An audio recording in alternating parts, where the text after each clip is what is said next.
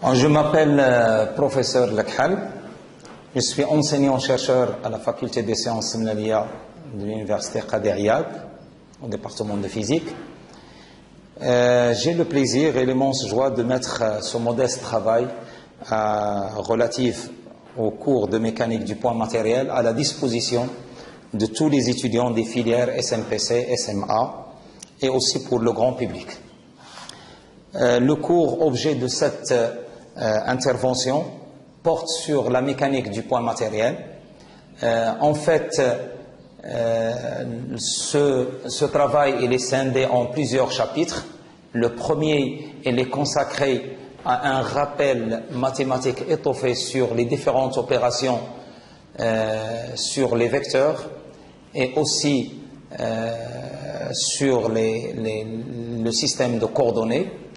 Le deuxième chapitre porte sur la cinématique du point matériel et le changement de référentiel, afin que les étudiants puissent se familiariser avec les repères fréquemment utilisés. Le troisième chapitre porte sur la dynamique du point matériel, tout en faisant un rappel sur les lois de Newton, présentes dans tous ces éléments, masse, repères, temps, force, etc. En fait, la dynamique se propose de trouver le mouvement que prend un point matériel quelconque par application de ce qu'on appelle le principe fondamental de la dynamique. Ce principe fondamental de la dynamique n'est pas toujours opérationnel. C'est pour cette raison on se propose dans le quatrième chapitre de présenter un ensemble de théorèmes généraux, à savoir le théorème de la quantité de mouvement, le théorème de l'énergie cinétique, du moment cinétique, le théorème de l'énergie mécanique.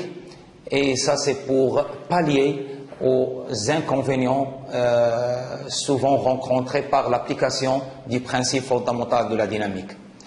Enfin, le cinquième chapitre, c'est une application de tous ces chapitres, de tous ces théorèmes, en vue d'étudier les mouvements à force centrale.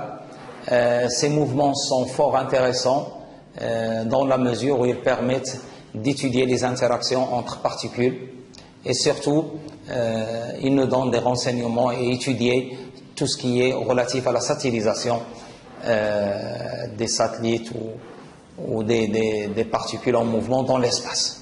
Voilà.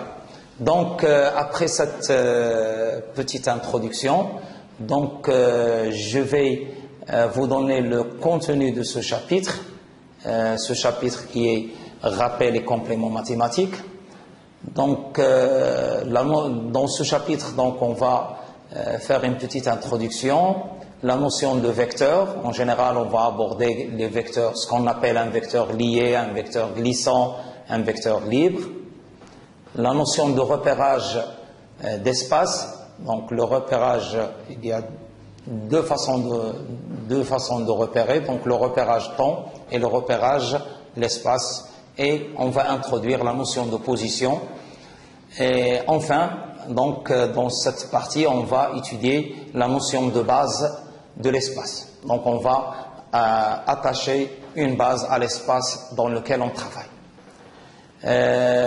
Pour ce qui est des opérations sur les vecteurs, donc on va voir les opérations usuelles telles que l'addition, la multiplication d'un vecteur par un scalaire. On va aborder le produit scalaire, c'est une quantité qui est souvent utilisée en mécanique du point matériel. Le produit vectoriel, on l'appelle aussi produit extérieur, le double produit vectoriel, la notion de produit mixte. Et nous terminons cette partie par la dérivée d'un vecteur, parce que par la suite, on va dériver la position pour avoir la vitesse, on va dériver la vitesse pour avoir l'accélération, ainsi de suite. Donc cette notion de dérivée, elle est très très importante. Ce chapitre sera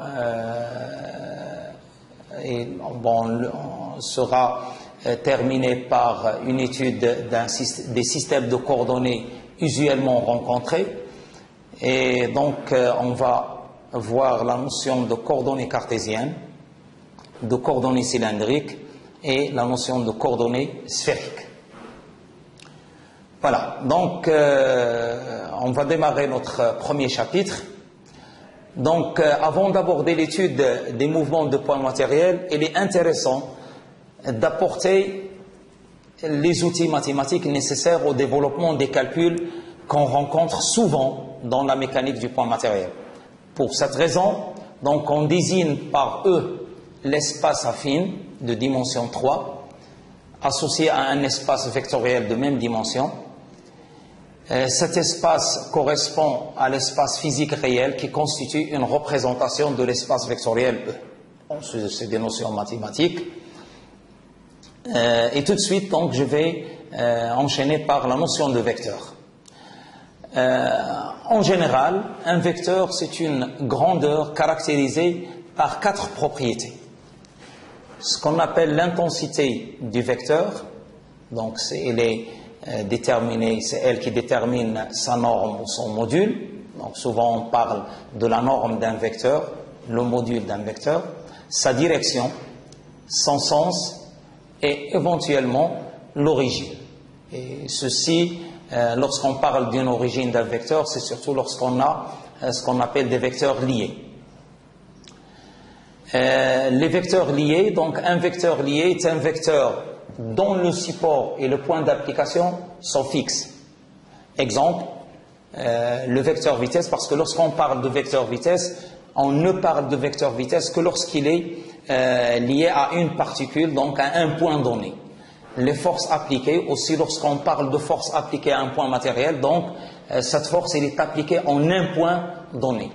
Donc les vecteurs vitesse, les vecteurs accélération par exemple, les vecteurs force, ça entre dans la gamme des forces, des vecteurs liés.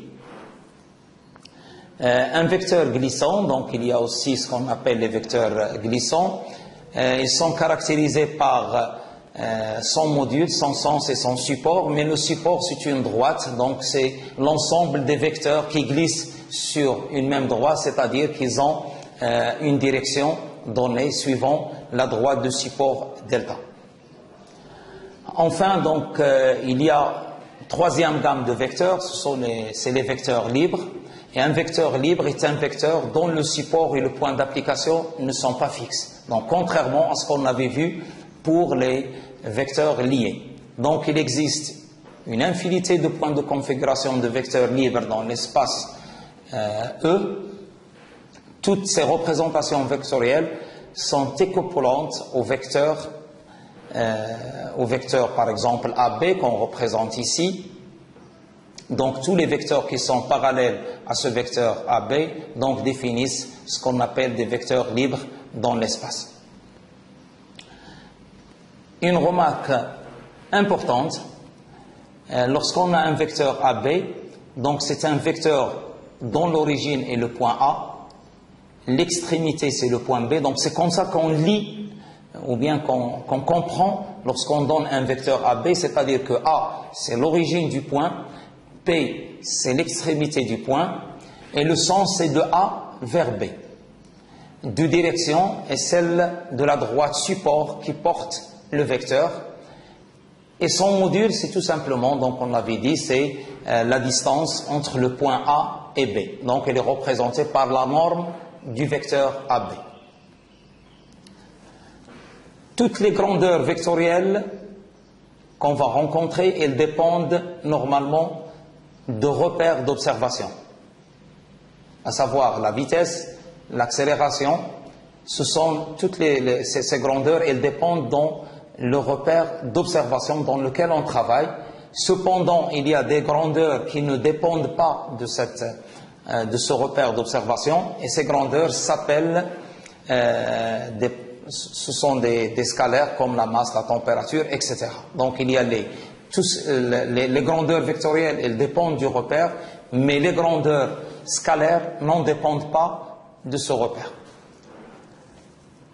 Pour cela, donc, on va définir ce qu'on appelle la notion de repérage. En général, la connaissance du mouvement d'un point matériel revient à déterminer ses positions en fonction du temps. Donc, il faut faire un repérage des positions et du temps. Donc pour le repérage des positions, donc on utilise un système de coordonnées, et pour